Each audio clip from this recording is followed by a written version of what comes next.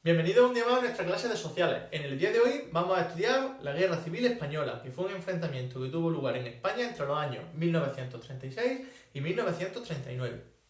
En primer lugar, como característica fundamental de esta guerra, debemos decir que España se dividió en dos bandos, los republicanos y los sublevados. Los sublevados, conforme avanzó la guerra, se adoptaron el nombre de nacionales, ¿vale? Los republicanos eran las personas que eran fieles al gobierno que habían en España. Recordamos que a partir de 1931 se instauró la Segunda República Española, que duró hasta esta época. En el mes de julio de 1936, unos militares del ejército se pusieron de acuerdo y dieron un golpe de estado en España, en diferentes capitanías de diferentes zonas de España, ¿vale? En el ejército. Entonces, estas personas eran contrarias a las ideas que instauraba la República y querían recuperar otro tipo de medidas y otro tipo de forma de organizar el país que ellos consideraban más apropiado.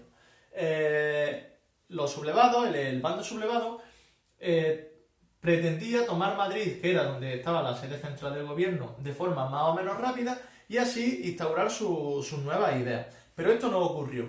Lo que hizo que la Guerra Civil Española se alargara durante 3 años en el tiempo.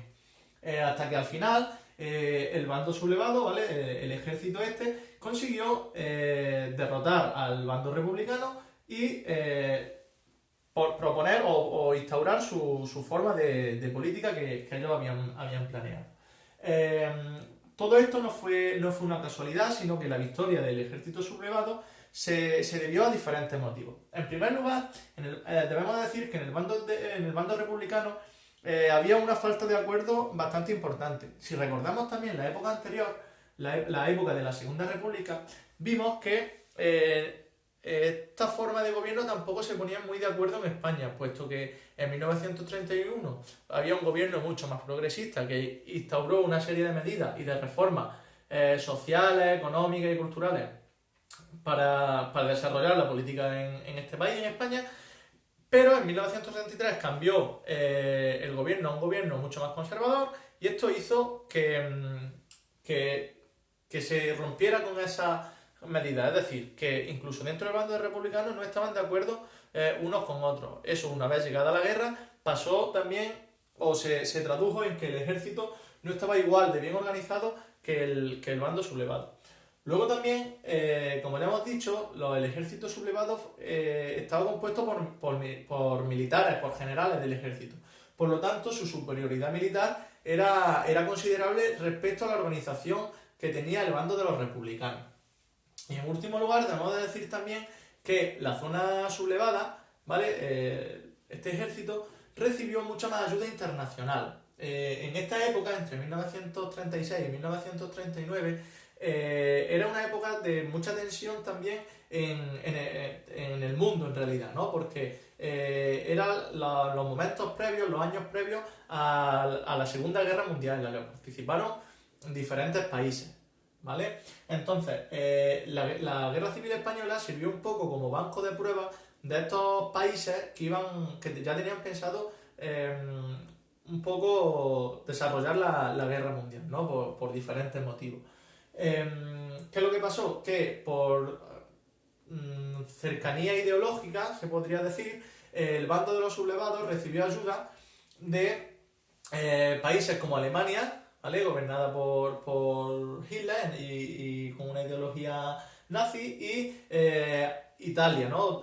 Italia también prestó ayuda a este bando que estaba gobernada por Mussolini con una ideología fascista. Estos dos países fueron aliados en la Guerra Mundial. Entonces ayudaron al ejército sublevado español mandándole avances y estrategias militares como podrían ser aviones o usando estrategias de guerra que tenían pensado utilizar después en la guerra mundial.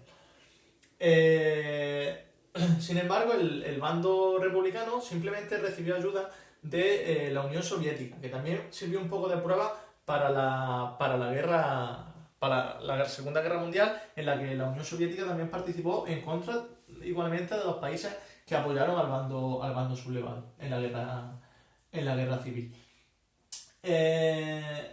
Esas fueron las causas de la victoria del bando sublevado. Sin embargo, como toda guerra, como todo enfrentamiento, esto tuvo unas consecuencias y en general no fueron muy buenas para la historia de España, ¿no? En primer lugar, la población descendió de forma considerable debido a las muertes que ocurrieron durante la guerra. Hemos visto que es una guerra que duró 3 años, que se dilató demasiado en el tiempo y fue una guerra muy cruel en la que hubo muchas muertes. Y además de esto, al ser una guerra ideológica, ¿vale? En cierto modo, por ideologías diferentes, las personas que pertenecían al bando que no ganó, al bando republicano, pues finalmente tuvieron que abandonar el país, tuvieron que partir hacia el exilio. Por lo tanto, también disminuyó aún más la población en España. También hubo unas pérdidas económicas muy importantes debido a que a causa de los bombardeos y los enfrentamientos que hubo en la guerra, pues se destruyeron muchas zonas, muchas industrias, muchos campos, muchas fábricas y por lo tanto la economía se vio muy resentida. Y en último lugar, la consecuencia final de esta guerra y de la victoria del bando sublevado fue que se implantó en España un régimen dictatorial. El general Francisco Franco proclamó una dictadura que, a diferencia de la que habíamos tenido en el reinado de Alfonso XIII, en la época anterior, que al final del reinado de Alfonso XIII ocurrió una dictadura del general Primo de Rivera, que en ese caso sí estaba apoyada por el rey. En este caso, al venir de una república y el ejército ser contrario a lo que imponía la república, esta dictadura no estaba apoyada por nada más que por el bando que se había sublevado en contra del gobierno al inicio de la guerra. Y a partir de aquí comenzó una nueva historia, una nueva época en la historia de España que veremos en la próxima clase. Espero que haya quedado claro. Para cualquier duda, ya sabéis que podéis consultarme sin ningún problema. Un saludo.